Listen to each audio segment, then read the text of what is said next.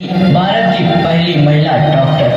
तो आइए देखते हैं उनके संघर्ष और उनके डॉक्टर बनने तक की कहानी। क्या बात है, आप इतने परेशान क्यों दिखाई देते हैं? परेशान तो रहूंगा ना पार्वती, आखिर एक बेटी का बाप जो ठहरा। पार्वती, अब उसके हाथ पीले करने का समय आ गया है। पर हमारी आनंदी तो अभी सिर्फ 9 साल की है। अभी तो उसके पढ़ने, लिखने और खेलने कूदने के दिन हैं। देख पार्वती, लड़कियां पराया धन होती है और जितना जल्दी इन्हें घर से विदा कर दे उतना अच्छा है। कल से आनंद की पढ़ाई लिखाई बंद। पर बाबू, इसमें मेरी क्या गलती है? आप मुझे पढ़ाई करने क्यों नहीं देते? तेरी गलती है कि तू एक लड़की है। लड़का होती तो क्या बाबू, लड़का होती तो क्या?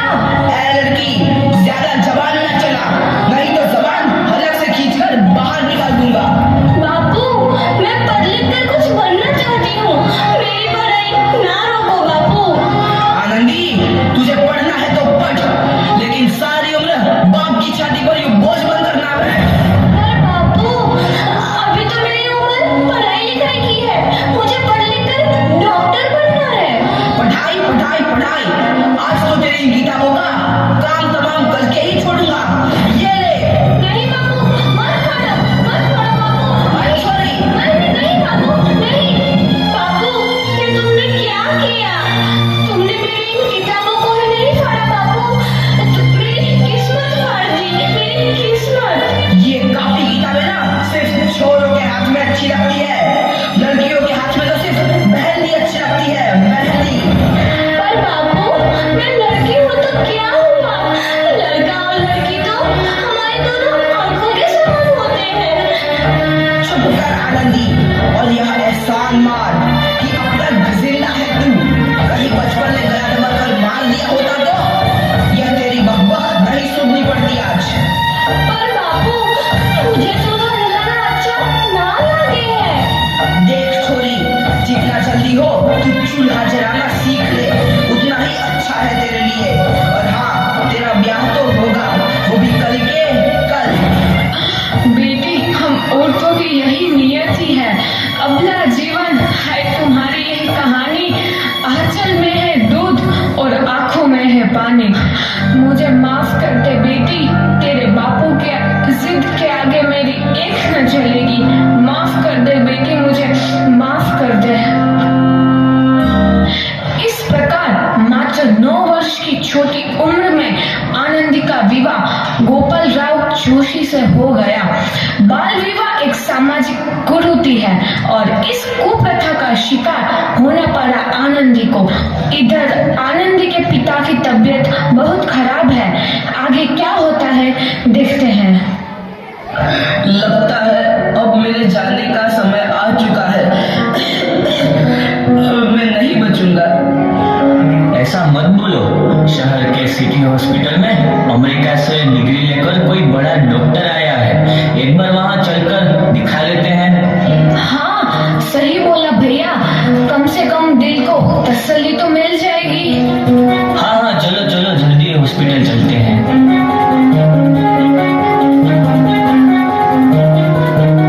इस मरीज की हालत तो बहुत ही खराब है।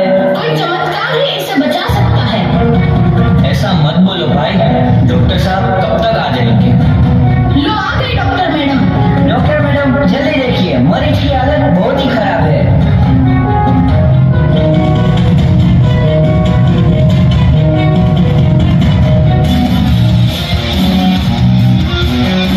अब आप बिल्कुल ठीक है। मौत के मुंह से आपको बचाया है डॉक्टर मैडम ने। डॉक्टर साहब ने मुझे बचा लिया। मुझे मिलना है डॉक्टर साहब से। डॉक्टर साहब नहीं, डॉक्टर मैडम बोलो। डॉक्टर मैडम, उन्होंने ही तुम्हें जीवन दान दिया है। लो, आ गई डॉक्टर मैडम, मिल लो उनसे। डॉक्टर मैडम, आपका बहुत बहुत धन्यवाद।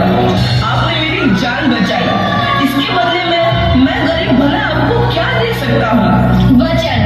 वचन चाहिए मुझे कि कभी ये नहीं कहोगे कि लड़कियां कुछ नहीं कर सकती। वचन? ये कैसा वचन?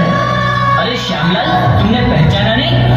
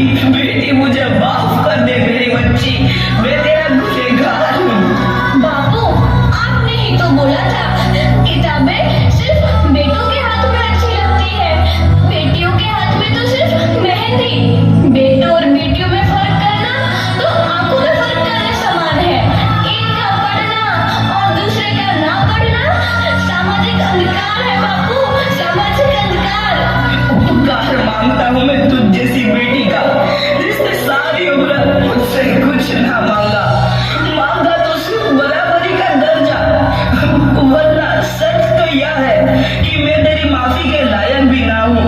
मुझ जैसा बाप तेरी बराबरी कर सके उसके मैं लायक भी ना हूँ मेरी बेटी, लायक भी ना हूँ। अपने बापू को क्या माफ नहीं करोगी आनंदी? माफ कर दो आनंदी, माफ कर दो। सुबह का भूला यदि शाम को घर लौट आए तो उसे भूला नहीं कहते। बापू। तो इस प्रकार आनंदीबाई जोशी ने अपनी मेहनत और अटूट इरादे से न